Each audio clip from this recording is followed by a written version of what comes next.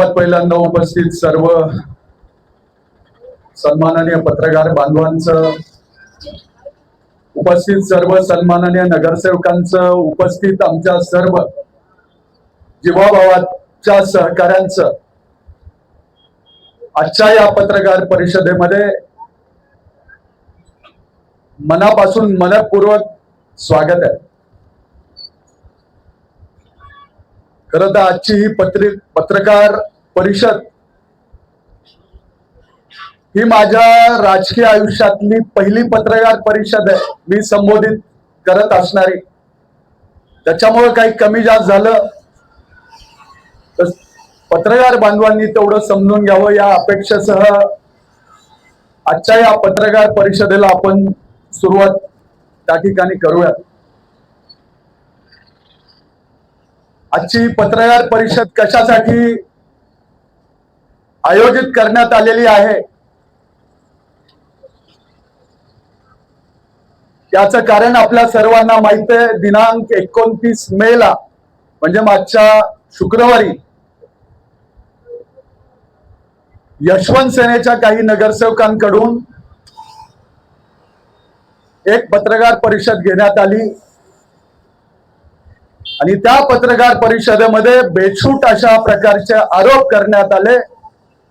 तर त्या आरोपाला उत्तर देण्यासाठी आणि प्रत्येक उत्तराला पुरावा देण्यासाठी आजची पत्रकार परिषद आयोजित करण्यात आली आहे। प्रामुख्याने 1-2-3 मुद्दे मी आपल्याला सांगतो। मग तो सर्वसाधारण सभेचा विषय असेल, नगराध्यक्षांच्या वित्तीय अधिकारांच्या बाबतीतला विषय असेल, 34 लोकांच्या संशयित जे काही बेकायदेशीर नियुक्त्या आहेत त्यांच्या बाबतीतला विषय असेल आणि इतर अजून आपण जो कुठला प्रश्न विचाराल त्या प्रश्नाला आम्ही उत्तर देऊ। तर पहिला मुद्दा आहे तो सर्वसाधारण सभेचा। आमच्यावर असे आरोप करण्यात आले की नगराध्यक्ष सर्वसाधारण सभा घेत नाहीत किंवा नगराध्यक्षांचं काम या नियमबाह्य पद्धतीने चालू आहे। तर मला आपल्याला या ठिकाणी सांगायचं आहे की नगर परिषदेचं काम हे नियमानं चालू आहे। 21 डिसेंबरला नगर परिषदेचा निकाल लागला। त्यानंतर 23 डिसेंबरला सर्व सदस्यांचे आणि नगराध्यक्षांचे त्या ठिकाणी गॅझेटमध्ये नाव आले। त्यानंतर 1 जानेवारी 2026 ला या गंगाखेड शहराच्या लोकनियुक्त नगराध्यक्षा सौभाग्यवती उर्मिलाताई केंद्रे यांनी आपल्या अध्यक्षपदाचा पदभार त्या ठिकाणी स्वीकारला। 1 तारखेला पदभार स्वीकारल्यानंतर 12 तारखेला या गंगाखेड नगर परिषदेची पहिली विशेष सभा झाली। त्यामध्ये उपनगराध्यक्षाची निवड झाली।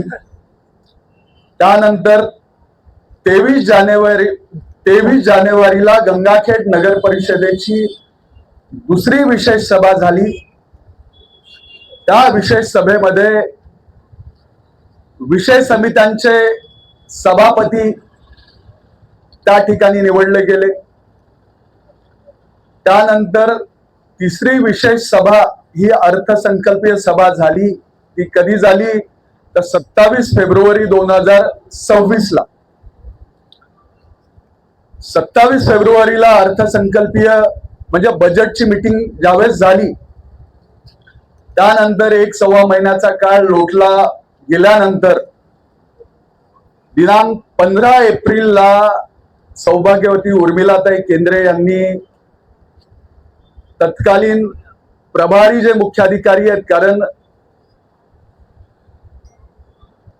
जे मुख्याधिकारी या ठिकाणी जे रुजू होते ते रजेवर असल्यामुळं प्रभारी मुख्याधिकाऱ्यांना उर्मिलाताई केंद्रे यांनी एक पत्र दिलंय की सर्वसाधारण सभेत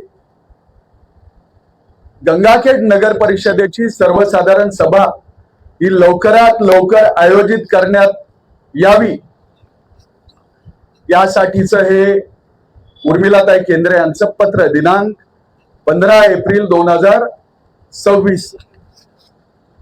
या पत्रानंतर ते तुम्ही प्रत वाटायलात ना सगळे. त्यानंतर उर्मिलाताई यांच्या पत्रानंतर दिनांक 21 एप्रिलला मुख्याधिकाऱ्यांनी सर्व नगरसेवकांना त्या ठिकाणी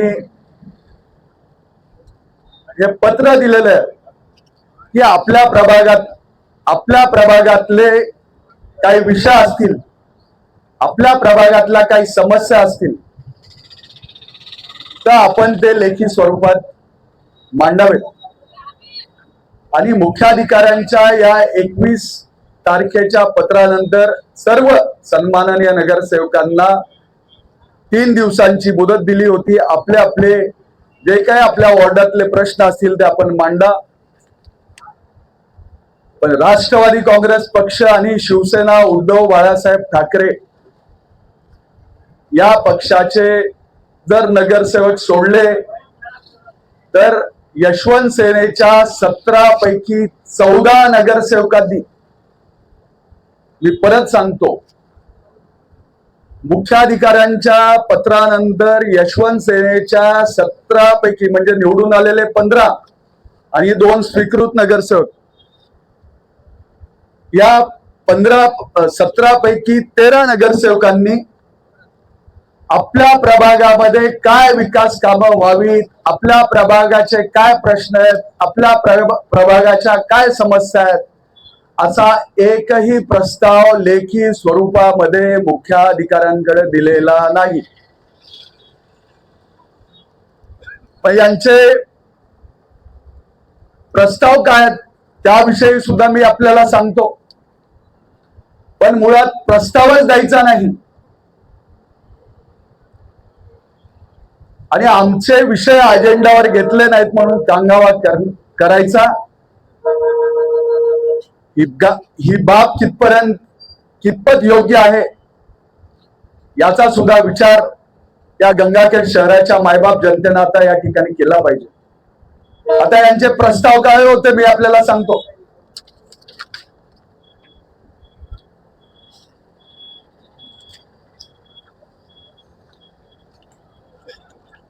या ठिकाणी यशवंत सेनेच्या नगरसेविका मनीषा प्रमोद कुमार साळवे यांनी यांच्या प्रभागाच्या ज्या काही समस्या आहेत त्या मांडल्या आणि त्या आपण अजेंड्यावर घेतलेल्या आहेत. शब्दशः यांचे जरी आपण शब्द त्या ठिकाणी अजेंड्यावर मांडले नसतील तर आपण यांचे विषय घेतलेले आहेत. प्रामुख्याने रस्ते, नाली, पाणी, स्वच्छते संदर्भातले त्यांचे विषय आहेत.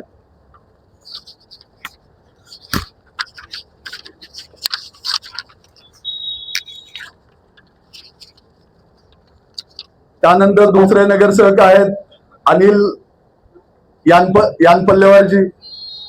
त्यांनी सुद्धा आता ते स्वीकृत सदस्य आहेत पण त्यांनी विशेषतः प्रभाग 6 व 4च्या संदर्भात त्यांनी काही विषय दिले होते ते सुद्धा आपण अजेंडामध्ये त्या ठिकाणी त्यांच्या जरी शब्दात नसले तरी मुख्याधिकाऱ्यांना जे योग्य वाटतील, जे नगराध्यक्षांना योग्य वाटतील त्या शब्दात आपण त्यांचे मुद्दे या अजेंडामध्ये समाविष्ट केलेले आहेत.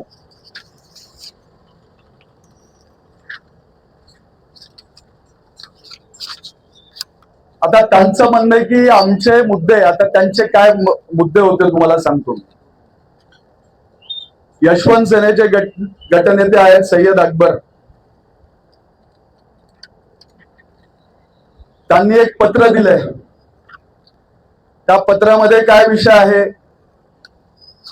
की प्रधानमंत्री आवास योजनेअंतर्गत सन 2019 ते 2026 पर्यंतची माहिती देण्याबाबत महोदय वरील विषयास अनुसरून प्रधानमंत्री आवास योजनेअंतर्गत सन 2019 की आज रोजी पर्यंत प्रधानमंत्री आवास योजना 1.0 आणि 2.0 अंतर्गत मंजूर प्राप्त लाभार्थ्यांची यादी तसेच आज रोजी पर्यंत वितरित करण्यात आलेल्या लाभार्थ्यांची यादी याची सविस्तर यादी टप्प्याने देण्यात यावी। तसेच लाभार्थ्यांच्या संचिकेची कॉपी 8 दिवसामध्ये उपाध्यक्ष नगर परिषद गंगाखेड यांच्या कार्यालयामध्ये स्वतः विभाग प्रमुख यांनी दाखल करावी। संबंधित माहिती लवकरात लवकर अवगत करून देण्यात यावी ही विनंती। या असा मुद्दा आहे। आता मला एक सांगा, सध्या नगर परिषदेची नवीन बिल्डिंगचं काम चालू आहे, बऱ्या प्रमाणात त्याचं काम आता संपेल। जी जुनी नगर परिषद आहे तिथं विद्यमान सदस्यांनाच बसायला अडचण होते। तर 2019 ते 2026 म्हणजे 8 वर्षाच्या संचयिका त्या किती होतील? सदस्यांनाच बसायला जागा नाही, संचिका तिथे घेऊन बरं हा विषय तुमचा आहे तर तुम्हाला उपनगराध्यक्ष त्यांची केबिन आहे, तुमचा वैयक्तिक काही विषय झाला असेल तर तुम्ही हा विषय तुमच्या केबिन मध्ये मांडा ना। याच्यात सर्वसाधारण सभेला बाकी सदस्यांना तुम्ही वेठीस कशाला धरता? हा मूळ प्रश्न आहे। त्यांचा दुसरा प्रश्न,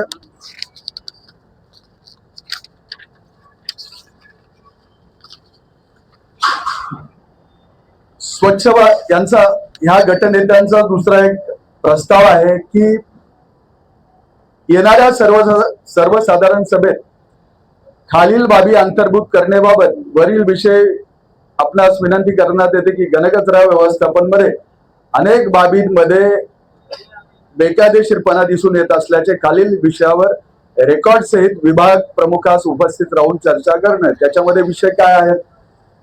रोजंदारी स्वच्छता कर्मचारी यांना मिनिमम वेजेस ऍक्ट नुसार पगार मिळतो का या विषयावर चर्चा करणे, संबंधित विभागास पगार संबंधी रेकॉर्ड सभागृहामध्ये घेऊन येण्यास सांगणे, नगर परिषद रोजदार कर्मचारी यांना ईपीएफ मिळतो का तसेच त्यांच्या इन्शुरन्स आहे का या संबंधित विभागास रेकॉर्ड सभागृहासमोर घेऊन येणे,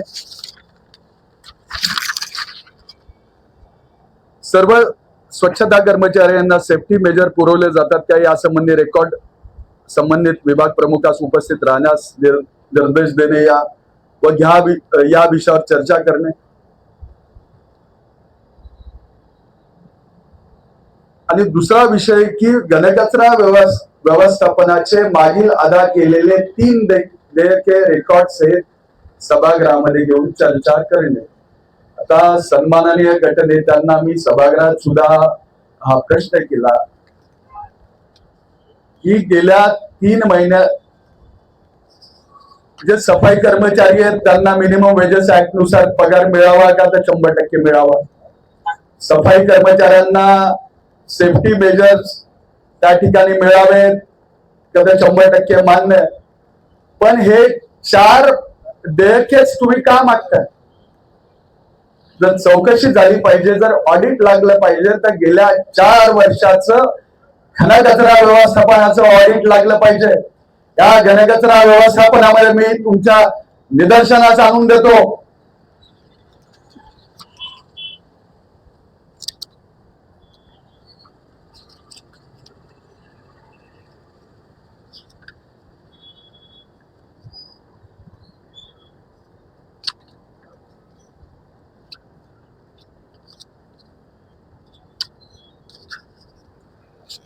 या घनकचरा व्यवस्थापनाच्या बाबतीत गेल्या 4 वर्षाचा प्रशासक जो काळ होता तो कसा चालला एक लक्षात घ्या। नागरा इंडिया प्रायव्हेट लिमिटेड या एजन्सीला 3 वर्षाकरता घनकचरा संकलनाचं काम मिळालं होतं। त्यामध्ये वाहतूक, नाले सफाई तसेच आवश्यकतेनुसार जेसीबी पाणी पुरवठा करणे करिता आदेश त्यांना देण्यात आले होते। आता या नागराल एजन्सीला प्रशासकीय मान्यता फक्त 1 वर्षाची होती। 1 वर्षाची प्रशासकीय मान्यता असताना 3 वर्ष यांनी बेकायदेशीरपणे हे घनकचरा व्यवस्थापनाचा जो काही कारभार आहे तो सांभाळल्यानंतर पुढील 2 वर्ष प्रशासकीय मान्यतेवर ठराव कामे करण्यात आली असून प्रति महिना 11 ते 12 लाख रुपये काढण्यात आले. प्रति महिना 11 ते 12 लाख काढण्यात आले. तर हा पैसा सर्वसामान्य जनतेचा आहे. तो कोणाच्या घशात आणि कोणाच्या खिशात गेला, कोणाची या नागराळ एजन्सीमध्ये भागीदारी आहे, याचा सुद्धा उत्तर मिळालं पाहिजे. पण दुसरा विषय, सदर कामाची एमबी ही रेकॉर्ड कोणी केली? तर सॅनिटरी इन्स्पेक्टर म्हणजे SI न त्या कामाची एमबी रेकॉर्ड केली. मुळात SI ला या बिला संबंधी एमबी रेकॉर्ड करण्याचा अधिकारच नाही. पण ते झालं. FDR सुरक्षा अनामत रक्कम 8 लाख परत करण्यात आले काम संपण्याच्या आधीच. जे किमान काम संपल्यानंतर 6 महिन्यानंतर ही FDR रक्कम जी आहे ती परत केली जाते. त्याच्यामध्ये मुकादम व अभियंता यांच्या सहीचा अहवाल सुद्धा नाही. पण काय झालं याच्यामध्ये? सर्व बेकायदेशीरपणे या सर्व गोष्टी त्या ठिकाणी चालला. बरं, दुसरा आता या असे विषय होते. थोडक्यात सांगायचं झालं, आता सगळ्यांच्या प्रतिमी आपल्याला देतो. तुम्ही त्या ठिकाणी तपासून पहा की एक सुद्धा त्यांच्या प्रभागात 17 पैकी 13 नगरसेवकांनी त्यांच्या प्रभागात काय व्हावं काय नाही याचा कुठलाच प्रस्ताव नगर परिषद कार्यालयाला देण्यात त्या ठिकाणी आलेला नाही. उगाच असेच काहीतरी घरकुलवाल्याने एखादं काम ऐकलं नाही की त्याची चौकशी लाव.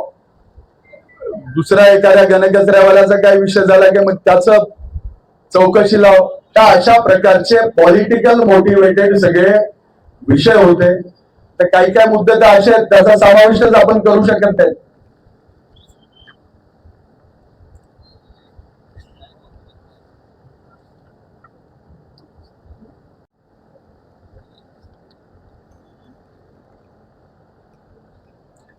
आता यांचा दुसरा मुद्दा आहे की हिंदू हृदय सम्राट बाळासाहेब ठाकरे लोक कल्याण अभियान योजनेअंतर्गत गंगाखेड नगर परिषद अंतर्गत विकास कामासाठी 100 लक्ष रुपये निधी मंजूर झाले आहेत. प्रभाग क्रमांक 13, प्रभाग क्रमांक 2, प्रभाग क्रमांक 7. तर त्याच्यामध्ये काय करायचं ते विकसित उद्यानमध्ये सोलार पथदिवे बसवणे. त्याच्यानंतर विठ्ठल नगर परिसरात ओपन स्पेसच्या जागेत उद्यान विकसित करणे. प्रभाग 7 मध्ये LED व सौर ऊर्जा पथदिवे बसवणे. आता याचा मी तुम्हाला GR त्या ठिकाणी मागे जोडलेला आहे.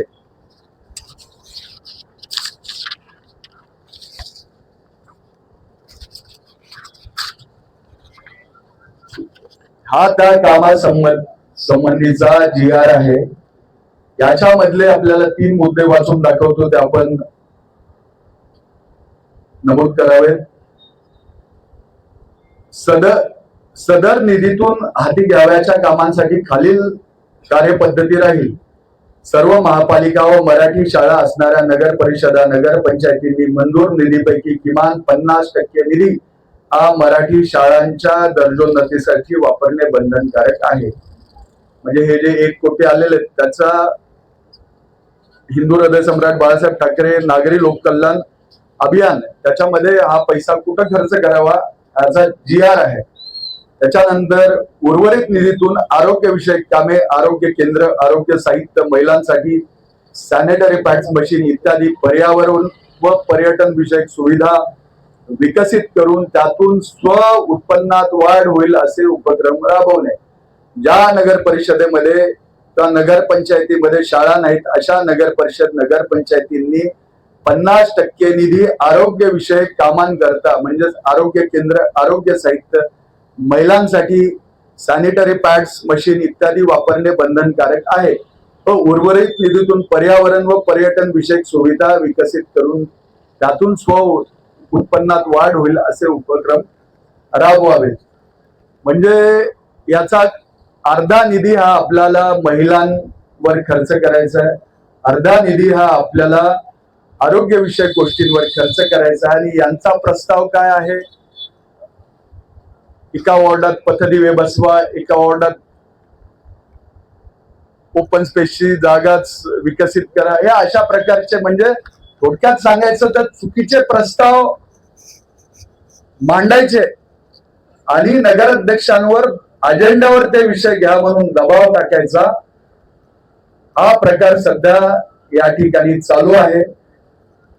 त्याच्यानंतर ते कलेक्टर ऑफिसला गेले, कलेक्टर साहेबांकडे त्या ठिकाणी तक्रार देण्यात आली. पण 14 मेला जी सर्वसाधारण सभा झाली, त्या सर्वसाधारण सभेच्या आपल्याला विषय सांगतो. त्यात एकूण 32 ठराव होते. त्याच्या परत आता आपल्याला मिळून जातील मंजूर नामंजूर विषयाच्या. आता फक्त मला 4 गोष्टींवर त्या ठिकाणी हायलाइट करायचं आहे की ज्यावेळेस अजेंडा तयार होत असतो तो कोण, त्याचा सर्वस्वी अधिकार हा नगराध्यक्षांचा असतो आणि प्रत्येक नगरसेवकानं दिलेला प्रस्ताव तात्काळ अजेंड्यावर येणे हे कोणत्याही कायद्यात बंधनकारक नाही. प्रस्ताव नियमानुसार आहे का, आवश्यक कागदपत्रे पूर्ण आहेत का, निधी उपलब्ध आहे का, संबंधित विभागाचा अभिप्राय प्राप्त आहे का, या सर्व बाबींची पडताळणी झाल्यानंतरच विषय अजेंड्यावर घेतला जातो. पर यांचं म्हणणं आहे की आमचे प्रस्ताव घेतले नाहीत. अरे तुम्ही प्रस्तावच दिले नाहीत तुमच्या वॉर्डातले तर घेणार काय, हा मुद्दा नंबर 1. पण जे दिले, ज्या गंगाखेड शहराच्या मूलभूत सुविधा आहेत, तो पिण्याचा पाण्याचा प्रश्न असेल, तो रस्त्यांचा प्रश्न असेल, तो दिवाबत्ती पथदिव्यांचा प्रश्न असेल, तो स्वच्छतेचा प्रश्न असेल, त्या फक्त 4 मूलभूत गोष्टींवर आपल्याला काही गोष्टी सांगतो. हे 4ही, या 4 पैकी 4ही ठराव बहुमताच्या जोरावर यांनी नामंजूर केले. आता हे म्हणतील आम्ही पाण्याचा मुद्दा, त्या ठिकाणी पाण्याच्या मुद्द्याला मंजुरी दिली. माझ्याकडे त्या दिवशी जे सभा झाली त्या सभेचं आपल्याकडं व्हिडिओ रेकॉर्डिंग झाली होती. त्या व्हिडिओ रेकॉर्डिंग आपल्याला पाहिजे असेल तर मी आपल्याला देतो. पहिल्यांदा पिण्याच्या पाण्याचा जो प्रश्न होता, त्या प्रश्नासंबंधी जो मुद्दा आपण अजेंड्यावर घेतला होता त्याला सुद्धा विरोध करण्यात आला. नंतर आम्ही अशी भूमिका घेतली, आमच्या नगरसेवकांनी अशी भूमिका घेतली की बाबा एकतर उन्हाळ्याचे दिवस आहेत, लोकांना 10-10, 15-15 दिवस प्यायला पाणी नाही आणि ह्या पद्धतीने हे तुमचं चांगलं, हे तुमचं जे मत आहे ते योग्य नाही. स्वतः उर्मिलाताई केंद्रे यांनी याविषयी स्पष्ट आक्षेप व्यक्त केल्यानंतर पुन्हा यांनी त्या पाण्याचा जो मुद्दा होता त्याला संमती दिली. आता त्या पाण्याच्या बाबतीत आपल्याला काय करायचं होतं मी सांगतो. सध्या गंगाखेडची पाण्याची परिस्थिती जी आहे ती परिस्थिती सुधारणा करण्यासाठी त्याच्यामध्ये त्या तज्ञ समितीचं त्या ठिकाणी आपल्याला बोलवून पूर्ण शहराचा सर्वे करायचा होता. त्याच्यामध्ये सध्या या घडीला पाणी किती वाजता मिळतं, मिळालं किती दिवसाला मिळतं, समजा 10 दिवसाला मिळत असेल तर ते कमी कसं करता येईल, कुठं मिळालं तर ते कमी दाबानं पाणी मिळतं त्याच्यावर काय आपल्याला काम करता येईल. शुद्ध पाणी पुरवठा जो आमच्या नगर परिषदेच्या वचननाम्यामध्ये ज्यावेळेस निवडणुका झाल्या आमचा मुद्दा होता की लोकांना शुद्ध पाणी पुरवठा केला पाहिजे, त्या बाबतीत आपल्याला काय करता येईल त्या संबंधीचे मुद्दे होते. तर कुठलाच मुद्दा न ऐकून घेता एकतर्फी सगळेच्या सगळे मुद्दे नामंजूर, हे अशा प्रकारची नगरपालिका. आता तुम्हाला एक उदाहरण सांगतो. आता आपली आजची पत्रकार परिषद चालू आहे. आम्ही तुम्हाला निरोप दिला की या तारखेला या दिवशी आजची पत्रकार परिषद आयोजित करण्यात आली आहे. आता मी जर मला जे बोलायचे मुद्दे जर मी तुम्हाला सगळेच्या सगळेच लिहून दिले तर पत्रकार परिषद घेण्याची गरजच नाही ना. मग तसाच अजेंड्याचा विषय, सगळीच माहिती जर आपण अजेंड्यावर घेतली तर सभागृहात चर्चा काय करणार, आपण सभागृहात बोलणार काय. बरं, हे जे आता नवीन आजकाल हे जे कायदे पंडित आलेत, हे पुस्तक घेऊन फिरायला लागलेत, त्या पुस्तकामध्ये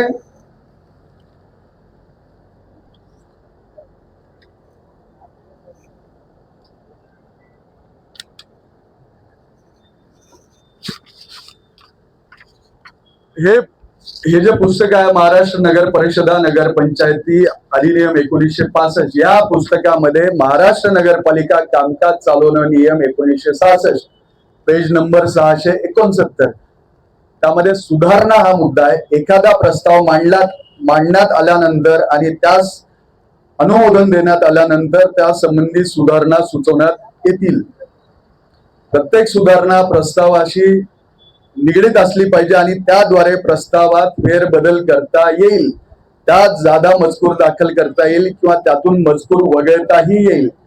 म्हणजे थोडक्यात सांगायचं झालं तर प्रस्तावामध्ये आपला जो अजेंडाचा विषय आहे त्यात काही विषय टाकायचे असतील ते टाकू शकतो, काही वगळायचे असतील ते वगळू शकतो.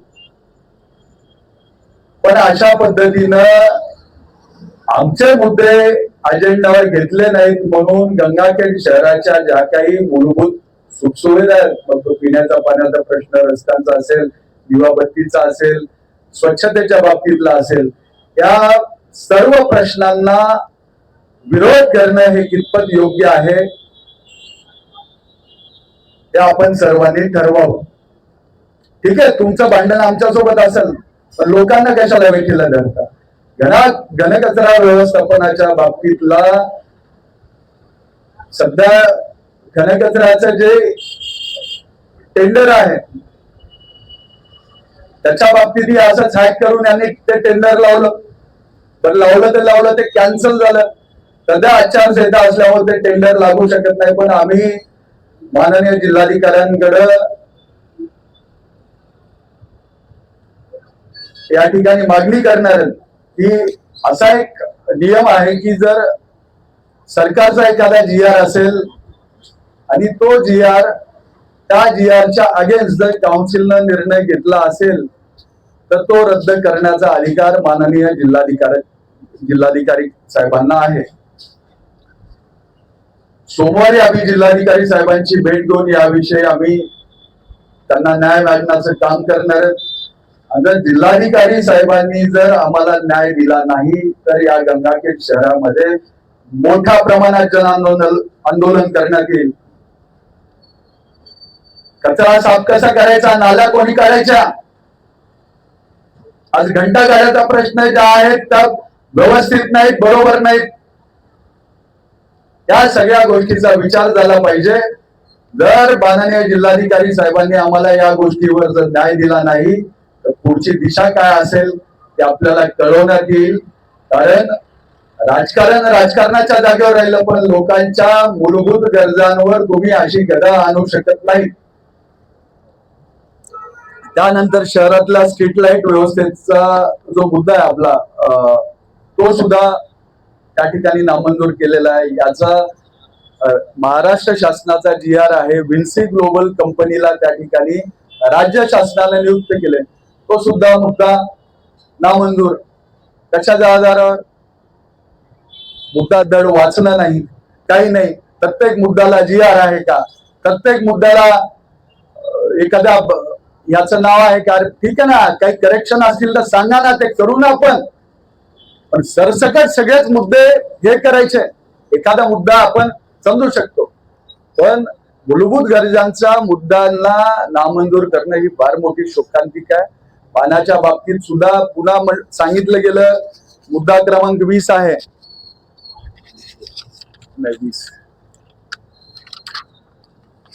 मुद्दा क्रमांक 20 आहे की स्वच्छता व पाणी पुरवठा विभागासाठी JCB पोकलेन उपलब्ध करून देणे, या प्रक्रियेला मान्यता देणे. तर त्यावेळेस ते म्हणले की हा मुद्दा आणि पाणी पुरवठ्याचा जो मुद्दा आहे तो एकच आहे. तर तसं नसून हे मान्सून पूर्वीची जी काही आपली नालेसफाई होते किंवा काय होते हा तो मुद्दा होता, पाणी पुरवठ्याचा वेगळा मुद्दा आहे असं त्यांच्या निदर्शनास आणून दिल्यानंतर त्यांचे शब्द आहेत ते मिनिट्स बुक जरी पाहिजे असेल आता त्याचं काढण्याचं काम चालू आहे. मिनिट्स बुक मध्ये त्या संबंधी नोंद सुद्धा आहे की अनावधानाने आमच्याकडून हा प्रस्ताव त्या ठिकाणी हे म्हणजे रद्द झालेला आहे. त्याच्यामुळं हा सर्वसाधारण सभेचा विषय झाला. आता त्यानंतर मी सांगतो तुम्हाला मुद्दा येतो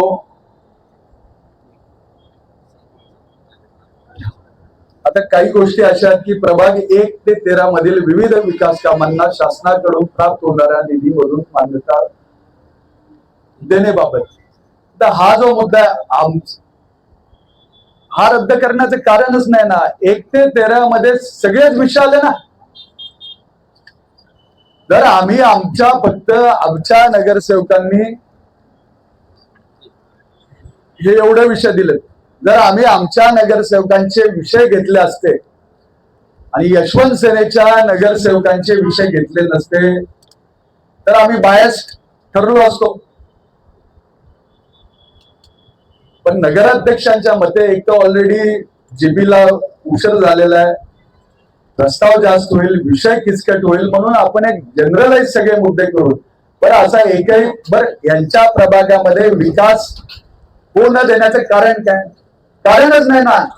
या गंगाखेड शहराच्या इतिहासातील पहिल्या महिला लोकनियुक्त नगराध्यक्षा म्हणून उर्मिलाताई केंद्रे त्या ठिकाणी निवडून आलेल्या आहेत. आणि असा एकही प्रभाग नाही, 1-2 प्रभाग जर सोडले तर प्रत्येक प्रभागामध्ये उर्मिलाताई केंद्रे यांना चांगलं मताधिक्य. त्याच्यामुळे कुठला प्रभाग वंचित विकासापासून वंचित ठेवणं त्याचा प्रश्नच निर्माण येत नाही ना.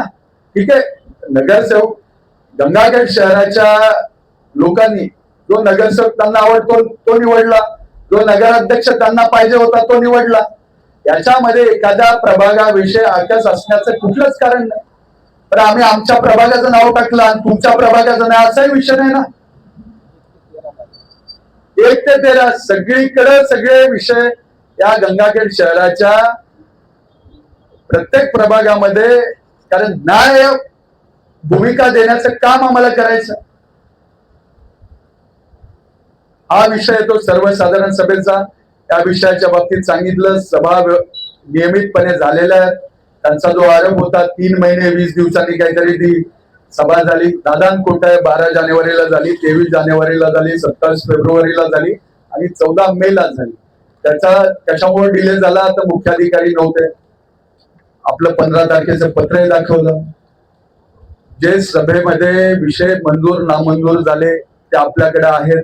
फक्त हायलाइट आपण 4 मुद्द्यांवर कशासाठी केलं की या गंगाखेड शहराच्या त्या मूलभूत गरजा आहेत आणि त्या त्यांनी सपशेल नाकारल्या. त्यानंतर मुद्दा येतो नगराध्यक्षांच्या वित्तीय अधिकाऱ्यांच्या बाबतीतला.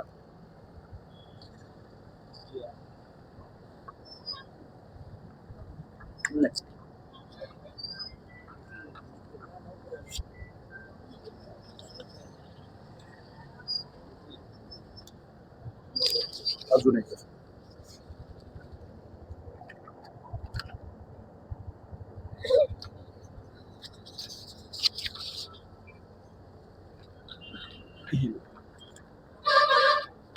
नगराध्यक्षांच्या वित्तीय अधिकाऱ्यांच्या बाबतीत हे माननीय हायकोर्टचे 2 त्या ठिकाणी आदेश आहेत.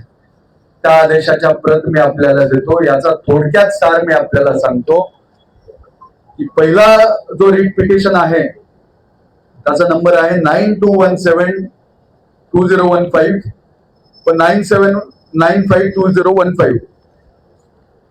मुंबई उच्च न्यायालय आदेश दिनांक 15/2/2016. या आदेशाचा थोडक्यात अर्थ असा आहे की महाराष्ट्र शासनाने दिनांक 14/8/2015 रोजी अधिसूचना काढून नगर परिषदेच्या चेकवर जो नगराध्यक्षांचा स्वाक्षरीचा अधिकार होता तो काढून कोणाला देण्यात आला? मुख्याधिकाऱ्यांना. ही कधीची घटना आहे? 14 ऑगस्ट 2015 ची. त्याच्यानंतर काही नगराध्यक्ष मुंबई उच्च न्यायालयात त्यांनी याचिका दाखल केली. त्या याचिकेमध्ये याचिकाकर्त्यांनी असा युक्तिवाद केला की महाराष्ट्र नगर परिषद अधिनियम 1965 मधील तरतुदींना व नगराध्यक्षांच्या वैधानिक अधिकारांना हा जो शासन निर्णय झालेला आहे 14 ऑगस्टचा तो बाधक आहे. न्यायालयाने प्राथमिक दृष्ट्या असे निरीक्षण नोंदवले की नगराध्यक्ष हे नगर परिषदेच्या आर्थिक व प्रशासकीय कारभारावर देखरेख ठेवण्यासाठी नगराध्यक्षांना कायद्याने अधिकृत आहेत. मुख्याधिकारी हे नगराध्यक्षांच्या नियंत्रण, मार्गदर्शन व देखरेखीखाली काम करतात. नगराध्यक्ष हे जनतेतून थेट निवडून आलेले प्रतिनिधी असल्याने आर्थिक व्यवहारांमध्ये त्यांची भूमिका महत्वाची आहे. त्यामुळे नगराध्यक्षांची स्वाक्षरी काढून टाकण्यामागे पुरेसा कायदेशीर व तर्कसंगत आधार प्रथम दर्शनी दिसत नसल्याचे न्यायालयाने नमूद केले. मी त्याची एका रिट पिटिशनची कॉपी मी आपल्याला दिलेली आहे. आणि म्हणून अंतिम निर्णय होईपर्यंत दिनांक 14/8/2015 अधिसूचनेच्या अंमलबजावणी स्थगिती देण्यात आलेली आहे. हे झालं पहिलं रिट पिटिशन.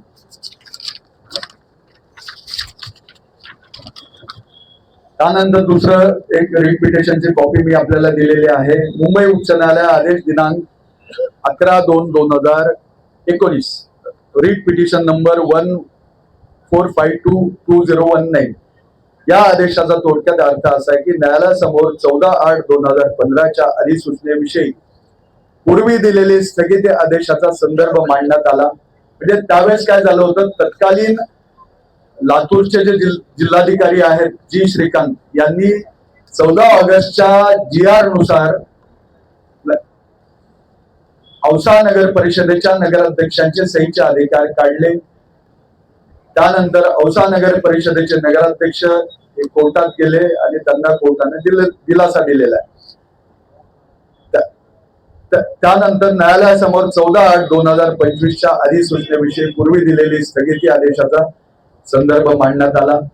न्यायालयाने नोंदवले की रिट पिटिशन नंबर 92172015 व 97952015 मध्ये दिनांक 15/2/2016 रोजी दिलेली स्थगिती अद्याप अस्तित्वात आहे. म्हणजे 14/8/2015 ची अधिसूचना अंतिम निकाल होईपर्यंत लागू झालेली मानता येणार नाही. न्यायालयाने पूर्वीच्या स्थगिती आदेशाची नोंद घेऊन त्याचे अस्तित्व कायम असल्याचे त्या ठिकाणी स्पष्ट केले. तर ह्या दोन्ही ज्या काही रिट पिटिशन आहेत त्याचा एकत्रित निष्कर्ष काढायचा झाला तर मुंबई उच्च न्यायालयाने 15 फेब्रुवारी 2016 ला 14 ऑगस्ट 2015 अधिसूचनेला स्थगिती दिली आणि 11/2/2019 म्हणजे 11 फेब्रुवारी 2019 रोजी ती स्थगिती कायम असल्याची नोंद केली. त्यामुळे अंतिम न्यायालयीन निर्णय होईपर्यंत नगराध्यक्षांच्या धनादेश स्वाक्षरी अधिकारांवर शासनाची 14 ऑगस्ट 2015 अधिसूचना प्रभावी ठरत नाही. कधीच म्हणणं आहे माननीय उच्च न्यायालयाचं 11 फेब्रुवारी 2019 बाबतीत. आता हा मुद्दा झाला सहीच्या बाबतीतला. आता सहीच्या बाबतीत माननीय गटनेते अकबर भाई यांना आमच्या सहीचे अधिकार काढण्यासाठी ते रोज एक पेपर काळा करतात. जिल्हाधिकाऱ्याकडे जा, अजून कुठे DPO कडे जा. पण एवढा आमच्या विरोधामध्ये आकस असण्याचा त्यांचा विषयच नाही ना. ज्या गंगाखेड शहराच्या मायबाप जनतेनं बहुमतानं उर्मिलाताई केंद्रे यांना निवडून दिलं, त्याच नगराध्यक्षांचे तुम्ही आर्थिक जे अधिकार आहेत ते काढा म्हणता, हे या निवडून दिलेल्या लोकांचा अपमान आहे. पण एवढा आमच्या विषय आकस असण्याचं कारणच नाही ना. ज्या डॉक्टर केंद्रे साहेबांबद्दल तुम्ही त्या दिवशी तुमच्या पत्रकार परिषदेमध्ये उल्लेख केला, त्या आदरणीय साहेबांनी तुम्हाला 2011 ला राष्ट्रवादी काँग्रेस पक्षाचं तिकीट दिलं, 2016 ला राष्ट्रवादी काँग्रेस पक्षाचं तिकीट दिलं नगरसेवक पदाचं. त्याच्यात तुम्ही एकदा पडले, एकदा निवडून आले. त्याच्यानंतर तुम्हाला गंगाखेड शहराच्या राष्ट्रवादीचं शहराध्यक्ष केलं, नगर परिषदेचं गटनेता केलं. असे काही प्रकरण नाही त्या प्रकरणामधून तुम्हाला वाचवण्याचं काम केलं. त्या प्रकरणाचा मला या ठिकाणी उल्लेख करायचा नाही, ते तुम्हाला चांगलं माहिती आहे. आणि एवढं सगळं करून त्या व्यक्तीविषयी, माननीय केंद्रे साहेबांविषयी, केंद्रीय परिवाराविषयी एवढं आकस असण्याचं कारणच नाही. पण तुम्ही दिल्या घरी सुखीरा नाही. ठीक आहे, राजकारणामध्ये एखाद्याचे विचार पटले नाहीत, तो विषय वेगळा. पण आपल्या नवीन नेत्याला, आपल्या नवीन मालकाला खुश करण्यासाठी रोज एक पेपर काळा करणं हे कितपत योग्य आहे आणि कितपत त्यांनी वेळ घालावा हा मुद्दा येतो. आता हे सगळे विषय आहेत. आता त्यानंतरचा मुद्दा येतो, सध्या गंगाखेड नगर परिषदेमध्ये जे 34 बेकायदेशीर संशयित जे काही 34 लोक आहेत, त्यापैकी 34, मला पहिल्यांदाच या ठिकाणी स्पष्ट करायचं की सर्व 34च्या 34 लोक हे इलिगल नाही. त्याच्यातले काही नियमात आहेत, पण गेल्या 2 वर्षामध्ये ज्या काही इलिगल पद्धतीनं बेकायदेशीर नियुक्त्या करण्यात आल्या, त्या बाबतीत मी आपल्याला काही खुलासे करणार आहे.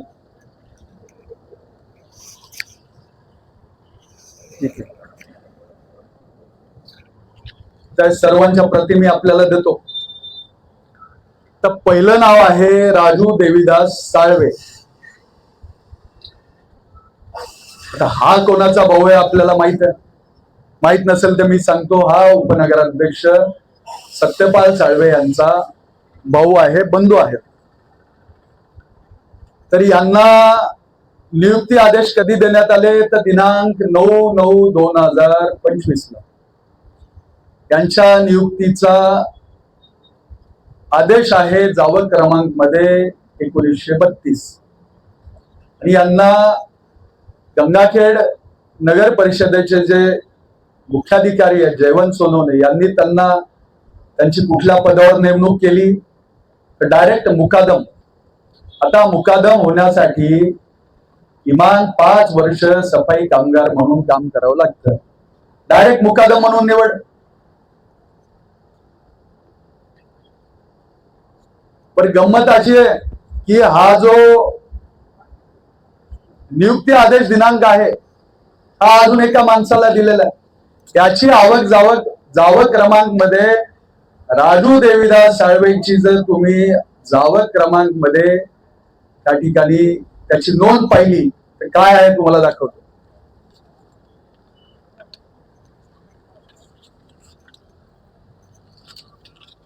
ही जावक क्रमांक नोंद आहे 9/9/2025. 1932 आहे ना. ही जावक क्रमांकाची या ठिकाणी कॉपी देतो. तर जावक क्रमांकामध्ये असा उल्लेख आहे की संपादक दैनिक महाराष्ट्र प्रतिमा निविदा सूचना प्रसारित करण्याबाबत ही जावक क्रमांकामध्ये याची नोंद आहे. 9/9/2025 ला नियुक्ती झाली. त्यांचा नियुक्ती क्रमांक आहे 1932. त्याची जावक क्रमांक मध्ये इकडं नोंद काय आहे, संपादक दैनिक महाराष्ट्र प्रतिमा निविदा सूचना प्रसिद्ध करण्याबाबत. अत्यंत गंभीर बाब आहे. त्यानंतर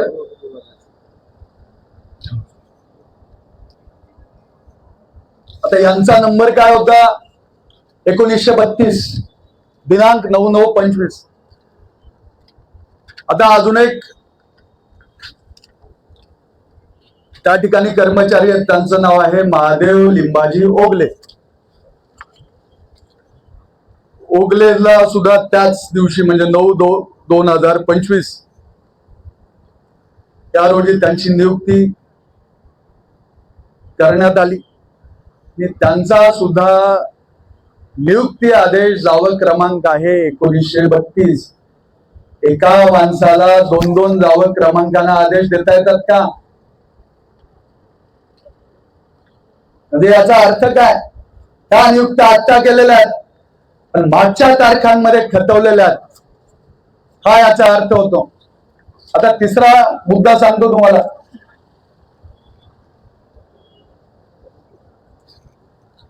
मुसा इसाक शेख यांना आदेश दिनांक आहे 3/11/2025 ला.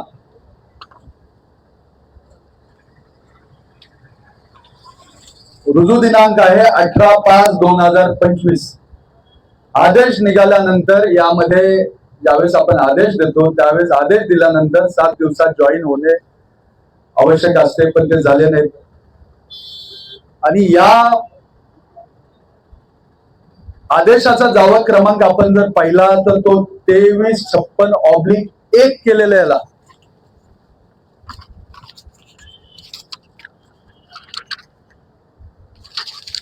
जावं क्रमांक मध्ये 2356/1 हा जावं क्रमांकच नाही, हा जावं क्रमांकच अस्तित्वात नाही. मग याला आदेश कसे दिले, कुठल्या बेसवर दिले, याची चौकशी करायची नाही.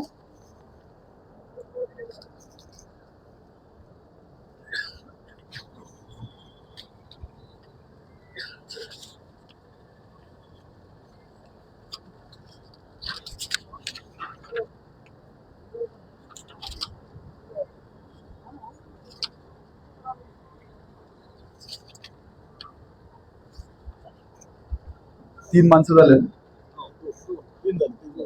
राजू देवी साळवे, ओगले आणि तर चौथा माणूस आहे बाबासाहेब नारायण साळवे. यांना आदेश दिले 3/11/2025. त्याचा जावं क्रमांक आहे वापस तेच 2356/2. हा जावं क्रमांकच अस्तित्वात नाही.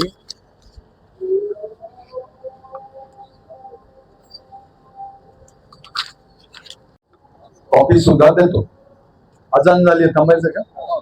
आहेत इसम बाबासाहेब साळवे यांचा सुद्धा जावं क्रमांक 2356/2 हा गंगाखेड नगर परिषदेच्या जावं क्रमांक मध्ये उपलब्धच नाही.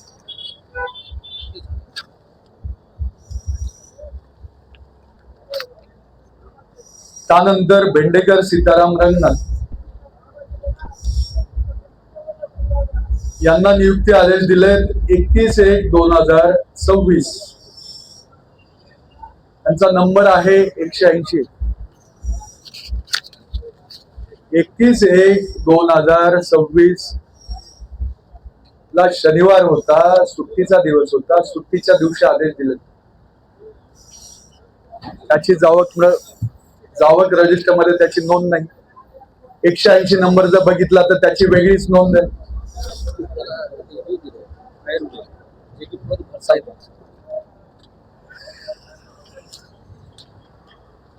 त्यानंतर ह्या आमच्या महिला भगिनी आहेत द्रौपदा परसराम अवचार.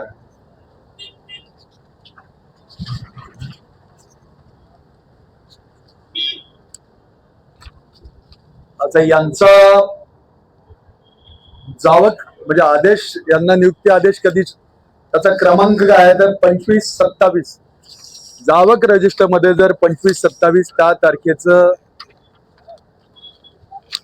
जर आपण नोंद पाहिली तर त्याच्यात आहे गोविंद मारुतराव वाघे नाका बांधकाम कामगार असल्याचे प्रमाणपत्र. आदेश क्रमांक वेगळा, ते मॅच तर गोष्टी झाल्या पाहिजे ना. आदेश क्रमांकाला जावं क्रमांक मॅच झाला पाहिजे ना, तारखेला मॅच झाला पाहिजे. आता मी आपल्याला एक GR दाखवतो. त्या GR मध्ये स्पष्ट नमूद आहे,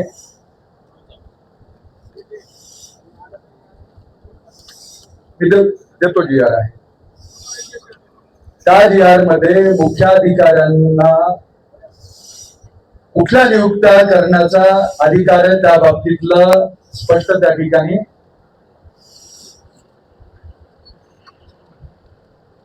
निर्देश आहेत त्याच्या संबंधित.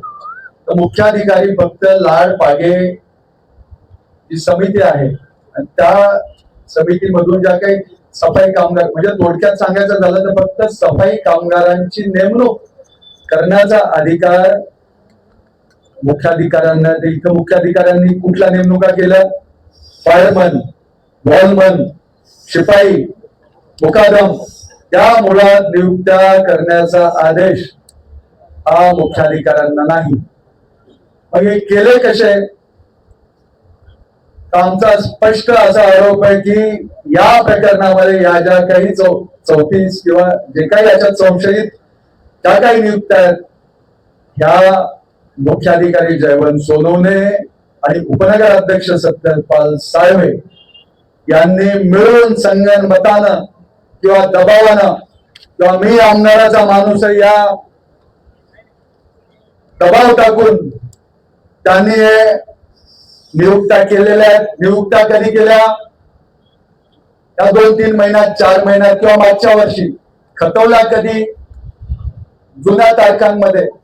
ज्या तारखांमध्ये जे काही आदेश क्रमांक आहेत, जे काही जावळ क्रमांक आहेत, ते मिळते जुळते तर पाहिजे ना.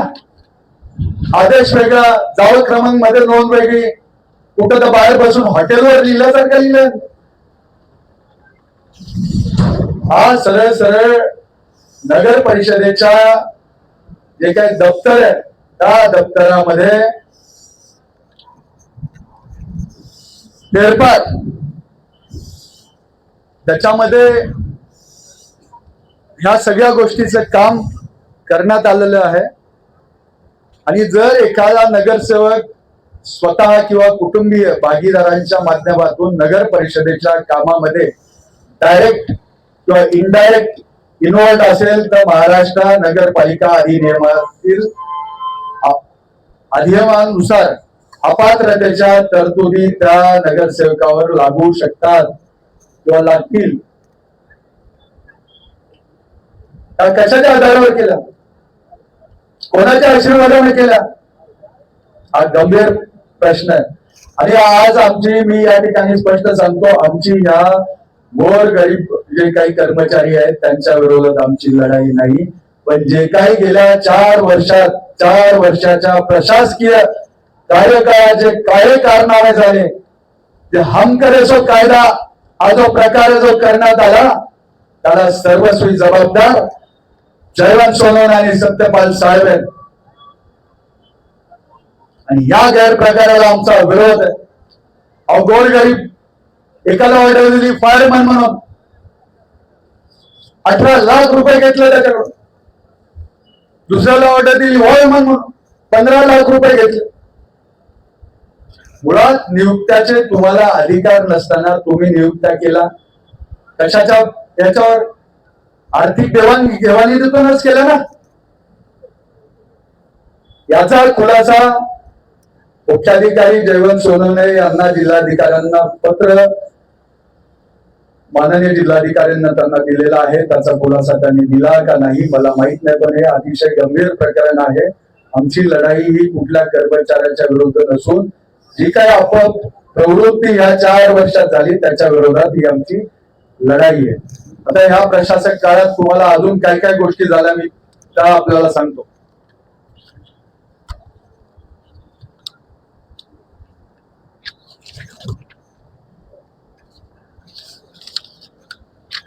पण ह्या नोंदणी होत असताना आवक जावकच्या तिथे ज्या महिला आहेत त्यांचं नाव आहे शीला जोडकर. त्यांनी दिनांक 26/5/2025 ला एक माफीनामा लिहून दिलेला आहे नगराध्यक्षांना.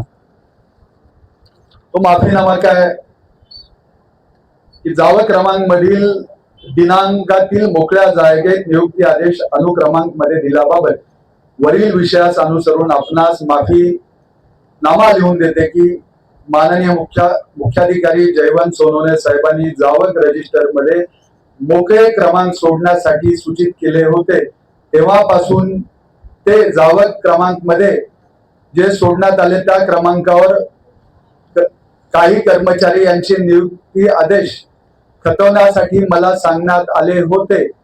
2024 मधील आज रोजीपर्यंत मी सदरील कर्मचारी यांचे नियुक्ती आदेश दिले. मागील तारखेत मागील अनुक्रमांक माननीय जयंत सोनवणे मुख्याधिकारी नप गंगाखेड यांच्या आदेशानुसार दिले आहेत. तरी साहेबांनी मला माफ करावे, ही चूक इथून पुढे होणार नाही. म्हणजे यांना जाब विचारला असता आम्ही की जावक क्रमांक वेगळा, आदेश क्रमांक वेगळा, आदेश दिनांक वेगळा कसं, तर त्यांनी हे माफीनामा लिहून दिला. तर याच्यामध्ये अजून यांचे 2 मोहरे सुटले. हे जावक क्रमांक मध्ये जुन्या डेट मध्ये कचवायचे कसे, यांच्यात 2 माणसं होते. त्याच्यात एकाचं नाव आहे छगन मिसाळ आणि दुसऱ्याचं काय श्रीकांत सावंत. या दोन माणसांनी बॅक डेट मध्ये कुठलेही जुने आदेश खतवण्याचं काम ह्या दोघा जणांनी केलंय. या दोघा जणांनी कोणाच्या सांगण्यावरून केलंय तर त्यांच्या दोन आकाशावर बसले होते त्या आकाशाच्या सांगण्यावरून केलं. जे काही पुन्हा व्यवहार झाले ते 50-50 या स्वरूपात हे झाले. त्या प्रशासकीय काळ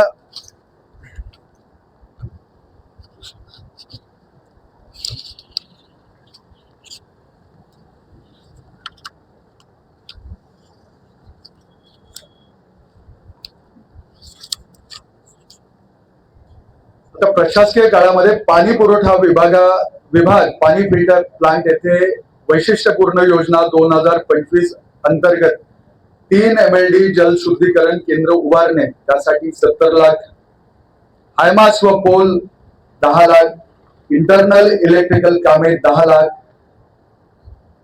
तर म्हणजे 70 आणि 10 80 10 90 म्हणजे 90 लाखाचं काम हे झालं होतं. काम न करता हा प्लांटच अस्तित्वात नाही. 90 लाख रुपये उचलण्यात आले. 90 लाख रुपये. त्याची प्रशासकीय मान्यता 17/2/2025. छगन मिसाळ यांच्याकडे ती फाईल आहे.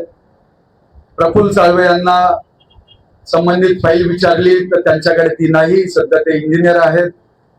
काम कुठे झालं तर ते पत्ता नाही. त्यावेळेस इंजिनियर विशाल विभूते यांच्याकडे अतिरिक्त पदभार होता. म्हणजे थोडक्यात या जे कोणी जुने इंजिनियर असतील पाणी पुरवठ्याचे त्यांना धरून हे काम केलेलं आहे. हा प्रकल्पच अस्तित्वात नाही. 3 MLD पाण्याचा.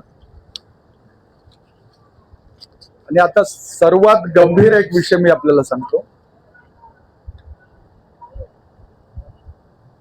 गंगाखेड नगर परिषदेच्या मालकीची सर्वे नंबर 251 मधील सुमारे 80/60 फूट एकूण जागा 4800 स्क्वेअर फीट प्रशासक काळात बेकायदेशीरपणे देण्यात आली. कोणाला? एका प्रतिष्ठानला. त्या प्रतिष्ठानचं नाव मी आपल्याला सांगतो. तत्कालीन प्रशासक श्री जीवराज डापकर साहेब व मुख्याधिकारी जयवंत सोनवणे साहेब यांनी ही प्रशासकीय निर्णय होता तो घेतला. सदर जागेची अंदाजे बाजार मूल्य आहे 15 ते 20 कोटी रुपये. इतक्या मोठ्या सार्वजनिक जागेच्या मालमत्ता देण्याचा निर्णय प्रशासक काळात घेता येतो का याचं उत्तर सन्माननीय CO साहेब यांनी द्यावं किंवा सन्माननीय जीवराज डापकर साहेबांनी सुद्धा याचं उत्तर द्यावं. महाराष्ट्र नगर परिषद अधिनियम कलम 92 नुसार अशा प्रकारची मालमत्ता हस्तांतरणासाठी शासनाची परवानगी आवश्यक असते. ती न घेता ही जागा देण्यात आली आहे. सदर जागेची संचिका नगर परिषद कार्यालयातून गायब आहे. सदरील जागेची नोंद NP रजिस्टर मध्ये भोगवटदार म्हणून घेतली आहे. परंतु भोगवटदारचे नियम महाराष्ट्र जमीन महसूल 1966च्या तरतुदीनुसार पूर्वीचे अतिक्रमण धारकाला 1 जानेवारी 2011 पूर्वीचे असेल तर फक्त 500 ते 1500 स्क्वेअर फीट जागा देण्यात येते. दिली किती? 4800 स्क्वेअर फीट. सदर जागा कुठल्या प्रतिष्ठानला देण्यात आली तर त्या प्रतिष्ठानचं नाव आहे मातोश्री दगडूबाई गुट्टे प्रतिष्ठान. आता हे प्रतिष्ठान कोणाचं आहे, कोणाच्या नावानं आहे, त्याचा संचालक कोण आहे याचा आपण सर्वांनी त्याची माहिती घ्यावी. एवढा गंभीर स्वरूपाच्या मी तर म्हणतो हे यांच्यावर फौजदारी स्वरूपाचे गुन्हे दाखल पाहिजे. पहिली गोष्ट ही जागाच देता येत नाही. बांधकाम परवाना तुम्ही घेतला का? हे सगळे विषय अशा गंभीर स्वरूपाचे आहेत याची आपण गंभीरतेनं दखल घ्यावी. माझं या पत्रकार परिषदेच्या माध्यमातून यशवंत सेनेच्या ते 4-5 जण सोडले त्या सर्वांना माझं सांगणं, माझी विनंती आहे की या 4-5 जणांच्या नादाला लागून तुम्ही आपल्या प्रभागाचं नुकसान करून घेऊ नका. कारण नगरपालिका निवडणूक ही ना गुप्ते साहेबांना लढवायची ना केंद्रे साहेबांना लढवायची. नगरपालिकेची निवडणूक लढवायची कोणाला? तुम्हाला आम्हाला. लोकांच्या प्रश्नाला उत्तर कोणाला द्यायचे? तुम्हाला आम्हाला. त्याच्यामुळं विरोधासाठी विरोध न करता त्या 4-5 जणांचं ऐकून आपल्या प्रभागाचं नुकसान करू नका. खुला दिला तुमच्या प्रभागातील कुठलीही समस्या असू द्या, त्या समस्येला जे काय तुम्ही प्रश्न मांडताल त्या प्रश्नाला आम्ही हो दिल्याशिवाय राहणार नाही. दुसरा विषय येतो, त्या 5 महिन्यामध्ये अशा अनेक संकट आले, पण कुठेतरी आता डोक्यावरून पाणी चाललं होतं, त्यामुळे ही पत्रकार परिषद आम्हाला घ्यावं त्या ठिकाणी लागली. त्या 5 महिन्यात ज्या काही गोष्टी करता आल्या त्या या 5 महिन्यात दुर्दैवानं 3 निवडणुका लागल्या. 3 निवडणुकांच्या 3 आचारसंहिता, जिल्हा परिषद असेल, महानगरपालिका असेल, आता विधान परिषद असेल. त्याच्यानंतर भेटायला गेलं तर कोणी मंत्री जागेवर नाही, ज्याच्या त्याच्या मतदारसंघामध्ये प्रचारादरम्यान ते सगळे बिझी आहेत. त्या 5 महिन्यात ज्या काही गोष्टी करायच्या होत्या त्या केल्या. कुठं खंबा पडला आम्ही हजरच आहेत, कुठं आग लागली आम्ही हजरच आहेत. पुढे एखाद्या प्रभागासंदर्भात आपल्या प्रभागाविषयी कुठलं काम सांगितलं आम्ही हजरच आहेत. जेवढी काही मेहनत करायची होती आम्ही ती केली. पण एका परिवाराला रोखण्यासाठी किती जण कामाला लागलेत, किती मोठी यंत्रणा आहे. 17 नगरसेवक, एक मुख्याधिकारी, एक डीपीओ, एक आमदार, आणि या सगळ्यांचं काय काम चालू होतं? फक्त एका परिवाराला रोखण्यासाठी हे सगळं यांचं काम चालू आहे. एवढं घाबरता कशाला? एवढं घाबरण्याचं कारण काय? जनतेने कौल दिला नगराध्यक्ष पदासाठी, उर्मिलाताई केंद्रे यांना कौल दिला, नगरसेवकांसाठी तुम्हाला दिला. काम तर करावं लागेल ना. पण अशा मूलभूत सुविधांना विरोध करणं ही अत्यंत दुर्दैवी बाब आहे.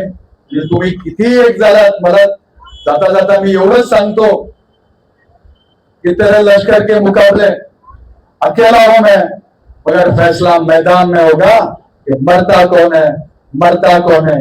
त्या गंगाखेड शहराची जनता, मायबाप जनता जोपर्यंत आदरणीय केंद्र साहेबांच्या पाठीमागे, केंद्र परिवाराच्या पाठीमागे आहे, तोपर्यंत आम्हाला घाबरण्याची गरज नाही. म्हणून या ठिकाणी आता आपले काही प्रश्न असतील तर आपण विचारा. आमचं मनोगत या ठिकाणी संपलं. काका बोलायचं आपल्याला, या माध्यमातून आमचं मनोगत जे काही मांडायचं होतं ते मांडलं. विशेषतः त्या पत्रकार परिषदेमध्ये ज्या काही त्यांनी मुद्दे मांडले होते त्या प्रश्नाला उत्तर आम्ही देण्याचं काम केलं. आता आपले काही प्रश्न असतील तर आपण आम्हाला विचारावे. आहेत माननीय, एक माहिती या संबंधीचं मी आपल्याला कागद देतो, माझ्या मोबाईल मध्ये आहे. माननीय सीएम साहेब, माननीय दोन्ही डीसीएम सुनेत्रा वहिनी असतील, एकनाथ शिंदे साहेब असतील, त्यांना कालच डॉक्टर केंद्रे साहेबांनी यांनी भेट घेऊन त्या संबंधी जे काही कारवाईचे पत्र आहेत ते त्या ठिकाणी त्यांना दिलेले आहेत. कालच माननीय एकनाथ शिंदे साहेबांची भेट घेऊन या संबंधीच्या तक्रारी दिलेल्या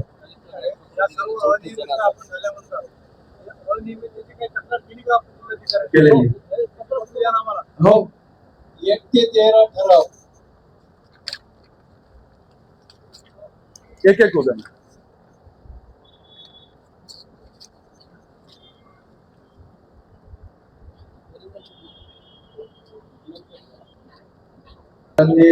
साहेबांना आम्ही त्यांची भेट घेऊन या संबंधी हे केलेले त्यांचं पत्र आहे, त्याची प्रिंट आउट काढून देतो आपल्याला.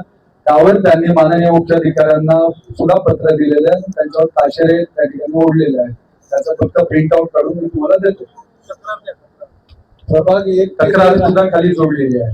प्रभाग 1 ते 13 असं जे काही विकास कामं करायचे तर असं एक ठराव तुम्ही मांडला, त्याबद्दल विरोधकांनी त्याच दिवशी आरोप केलेला होता की हा मोगम ठराव म्हणजे नेमकं तुम्हाला वर्षभर तुम्हाला कुठे इतर ठराव घ्यायची गरज नाही, त्या ठरावानुसार तुम्हाला जे काही काम करायचे तर ते तुम्ही करू शकतात, असा आरोप त्यांनी केलेला. विषय कसा आहे, त्यांनी त्या दिवशी प्रश्न उपस्थित केला आणि त्यांनीच एक प्रस्ताव काय पाठवला मी दाखवतो.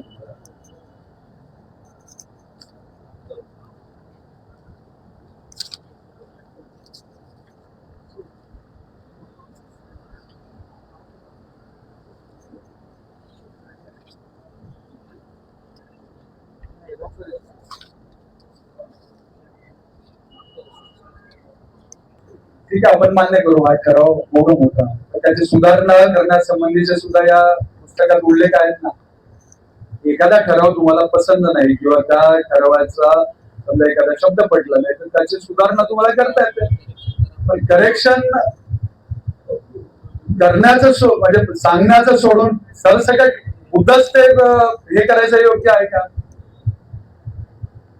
हॅलो, ठीक आहे, करेक्शन सांगा, मान्य करू ना आम्ही. जे काही मागच्या पत्रकार परिषदेमध्ये आरोप केले की बड्याने 3.5 कोटी, सॉरी 3.5 कोटी. सर, आपण डॉक्टर केंद्रे साहेबांना चांगलं ओळखता, त्या उत्तराला माझं एवढंच सांगणं आहे, त्या प्रश्नाला माझं एवढंच उत्तर आहे की मेलेल्या माणसाच्या टाळूवरचं लोणी खाणारी औलाद आमची नाही. आम्ही इलेक्शन कसं लढलं या गंगाखेड शहरातल्या जनतेला चांगलं माहित आहे. बाप दादाची जमीन विकून आम्ही इलेक्शन लढलेलं. अशा परिस्थितीत एखाद्या गोरगरिबाकडून असे पैसे घेणं विचार सुद्धा त्या ठिकाणी होऊ शकत. 251 सध्या नवीन नगर परिषदेची जी इमारत चालू आहे त्याच्या अगदी समोर हे काम चालू आहे सर. सामान्य जनतेने सत्ता दिलेली आहे. बरोबर. कारण तुम्ही विश्वास स्पष्ट सांगतो की निवडणुकीच्या काळामध्ये जेवढे काही वचन आम्ही दिले होते ते जर आम्ही पूर्ण केले नाही तर पुढची निवडणूक आम्ही लढणार नाही. हे काही भाषण नाही, पण विकासासंबंधी आता तुम्हाला सांगतो कसं असतं. ज्यावेळेस उर्मिलाताई केंद्रे यांनी पदभार स्वीकारला, माननीय केंद्रे साहेबांनी सर्व नगरसेवकांना त्यांच्या सुद्धा फोन केले होते, पण ते उपस्थित राहिले नाही. त्याच्यानंतर 12 तारखेची जी उपनगराध्यक्षाची निवड झाली ती कशाच्या आधारावर झाली? ती बिनविरोध झाली. आम्हाला त्याच्यात काही खोडा घालायचा असता तर आम्ही घातला असता, पण आम्ही ही निवडणूक बिनविरोध होऊ दिली. पण बिनविरोध झाली असताना आमच्यावर अर्वाच्य भाषेत बोललं गेलं, तिथे आम्ही शांत होतो. त्याच्यानंतर विषय समित्याच्या निवडणुकीमध्ये कातकरे साहेब आमचा एक सुद्धा सभापती झाला नाही, तरी आम्ही शांत होतो. हे प्रकरण वाढलं कुठं? ज्या वेळेस 27 तारखेला यांनी उर्मिलाताई केंद्रे यांच्यावर आरोप केले की नगराध्यक्ष सही करत नाहीत, नगराध्यक्षाचे सही अरे तुम्ही एखादा कागद दाखवा ना, त्याचं प्रूफ दाखवा जे नगराध्यक्षाकडे घेऊन आले. आज जाहीरपणे सांगतो, एक आपल्या सदस्य आहेत शिंदे यांच्या पत्नी, उद्धव शिंदे यांच्या पत्नी, ते एकदा माझ्याकडे फक्त एक कागद घेऊन दिले होते, दुसऱ्या मिनिटाला त्या कागदावर सही केली. हे तुम्ही आजही त्यांना जाऊन विचारा. म्हणजे विषय फक्त विरोधासाठी विरोध नसताना या गंगाखेड शहराचा विकास झाला पाहिजे. तळमळीनं गेली 4 वर्ष फिरून उन्हातानाचं फिरून आजही माझी गेल्या 3 दिवसापासून माझी तब्येत बरोबर ना. माझ्या सगळ्या सन्माननीय आमचे सुनील काका असतील, चांदूभाऊ असतील, माझी तब्येत बरी नसताना सनस्ट्रोक झाला, उन्हाचा उष्माघात झाल्यामुळं काही गोष्टी झाल्या, पण आम्ही आमचं काम चालू ठेवू. जर ह्या त्या आहे ना, मैं अकेला चला था जाने बे मंजिल मगर लोग आते गए कारवा बनता काय, आमच्या या विकासाच्या याच्यात जर कोणी सामील झालं आम्ही निश्चितच स्वागत करू त्या गोष्टीचं. अशा काही घटना घडल्या गेल्या की आपण निवडून आल्या जिल्हा परिषदेची निवडणूक लागली, महापालिकेची लागली, आता MLC ची निवडणूक आहे. म्हणजे या 5 महिन्यात 3 निवडणुका लागलेल्या आहेत. कोणी मंत्रालयात भेटायला गेलं तर ज्याच्या त्याच्या मतदारसंघामध्ये, त्याच्यानंतर अजितदादांचं दुर्दैवी निधन झालं, अशाही काय गोष्टी आहेत. तर ठोस असं कुठलंच झालं नाही, मी जाहीरपणे सांगतो. पण एकदा ही विधान परिषदेची निवडणूक पार पडल्यानंतर कालच माननीय एकनाथ शिंदे साहेबांसोबत माझं बोलणं झालं. एकदा विधान परिषदेची निवडणूक झाल्यानंतर त्यांनी पूर्ण गंगाखेड नगर परिषदेचे जे काही शिष्टमंडळ आमचे नगरसेवक आहेत ते त्यांना भेटण्यासाठी आम्ही जाणार आहोत. स्वच्छता व पाणी पुरवठ्यासंदर्भात सत्ताधारी गटनेता म्हणून आपण जनतेला काय सांगतात सध्याच्या अडचणी बाबतीत? आता या बाबतीत तुम्हाला विषय सांगतो. मुळात घनकचरा व्यवस्थापन म्हणजे काय, तर थोडक्यात स्वच्छतेचा विषय याच्यामध्ये हा फार मोठा विषय. आता स्वच्छता कर्मचारी गंगाखेड नगर परिषदेमध्ये एक 35 ते 40 आहेत. त्याच्यातले 5-10 कोणाची तब्येत बरी नसते, कोणी कोणाचा प्रतिनिधी पाठवतात अशा. तर केवळ 25 माणसावर पूर्ण शहर साफ होऊ शकत नाही. रस्ते साफ कोण करणार, नाल्या कोण काढणार, घंटागाड्या कशा येणार, जर आलेला कचरा आपल्याला व्यवस्थित त्या ठिकाणी तो डंप करायचा असेल तो कसं करणार, त्यासाठी घनकचरा व्यवस्थापन हे टेंडर अतिशय महत्वाचं. आणि माननीय जिल्हाधिकारी साहेबांकडे आम्ही याविषयी दाद मागू. कारण एखाद्या अत्यावश्यक सेवेमध्ये काउन्सिलला जरी निर्णय घेतला असेल तर तो बदलण्याचा अधिकार त्याच्यामध्ये आहे. स्वच्छतेचा निश्चितपणे गंभीर प्रश्न आहे, पण आमचं काम त्याच्यावर चालू आहे. ज्यावेळेस ते काम चालू होईल त्यावेळेस आपण सर्वजण त्या ठिकाणी म्हणाल की खरंच गंगाखेड शहरामध्ये काय स्वच्छता चालू आहे. पण असंख्य अडचणीत इतके दिवस इलिगल टेंडर लावलं गेलं, त्याचं बीओकीच लॉक केलं. अशा पद्धतीचे काम म्हणजे कुठलंही काम इलिगल पद्धतीने करायचं नाही, रद्द केलं की कांगावर करायचं हे योग्य नाही.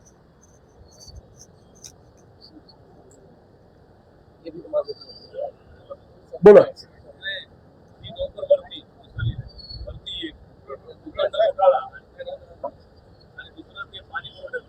जबाबदार कोण आहे सगळं होण्याला? अधिकारी आहेत त्याच्या पाठीमागे काय राजकीय? एक लक्षात घ्या, अधिकारी तर याला आहेत, पण अधिकाऱ्यांचे आता सुद्धा कळणं महत्वाचं. म्हणजे फक्त एक अधिकारी एवढी हिंमत करू शकत नाही, कुठलं तर राजकीय पाठबळ असतं. आणि गेली 4 वर्ष प्रशासक काळात कोण नगराध्यक्ष म्हणून मिरवलं, काय केलं हे गंगाखेड शहराच्या जनतेला माहित आहे.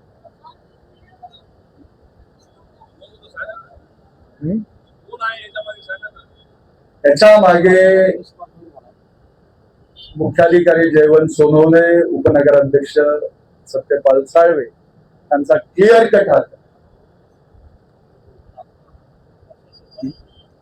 आणि ह्याच्यामध्ये सिंहाचा वाटा त्या गंगाखेड शहराचे एसडीएम जीवराज डाक्टर ते सुद्धा या लुटे गँग मध्ये सामील आहेत.